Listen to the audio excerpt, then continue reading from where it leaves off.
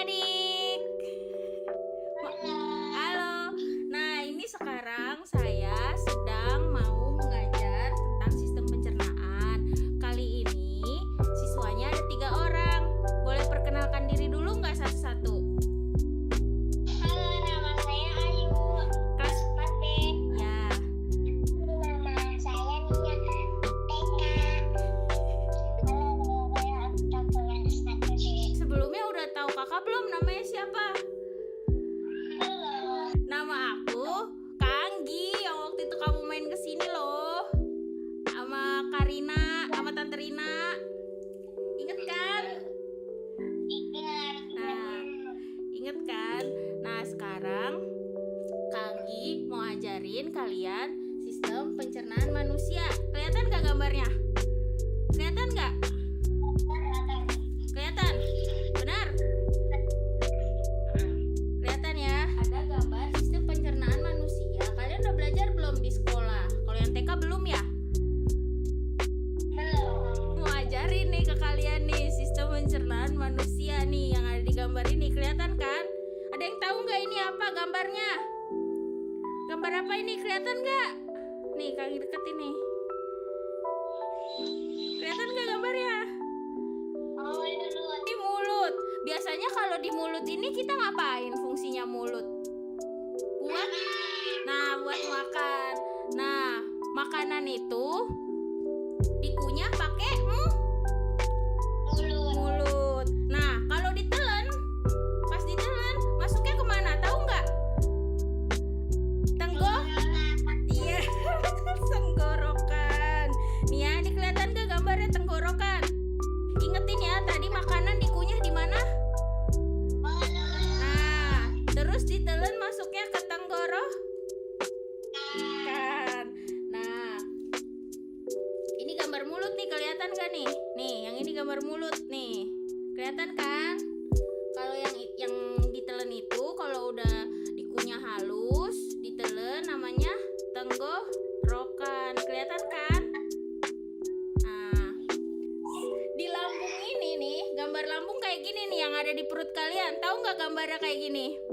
Nih, kelihatan nggak gambarnya? Kayak gini ya, kelihatan ya.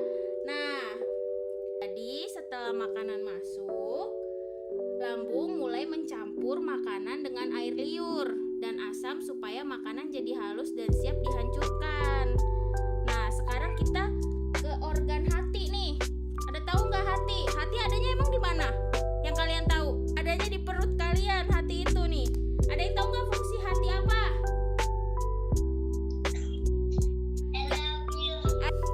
Nih ya, fungsi hati itu seperti pahlawan super.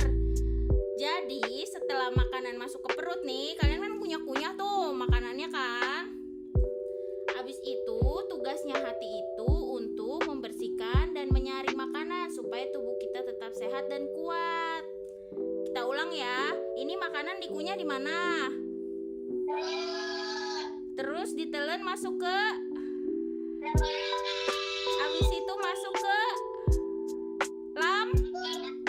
lambung. Pinter. Nah, terus diolah lagi sama hati. Terus ini yang hijau-hijau ini namanya empedu. Apa namanya? Nah, tahu nggak empedu itu yang ada di perut kalian itu?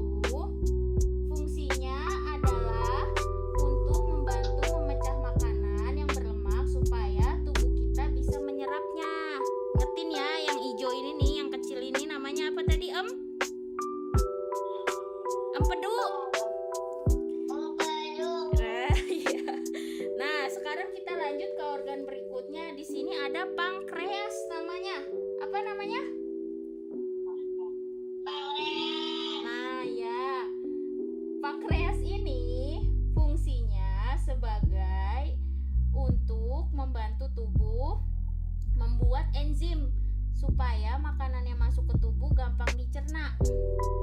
Udah sampai sini paham nggak? Benar. Bener ya. Nah, kita ulang ya. Tadi di sini apa namanya tadi? Terus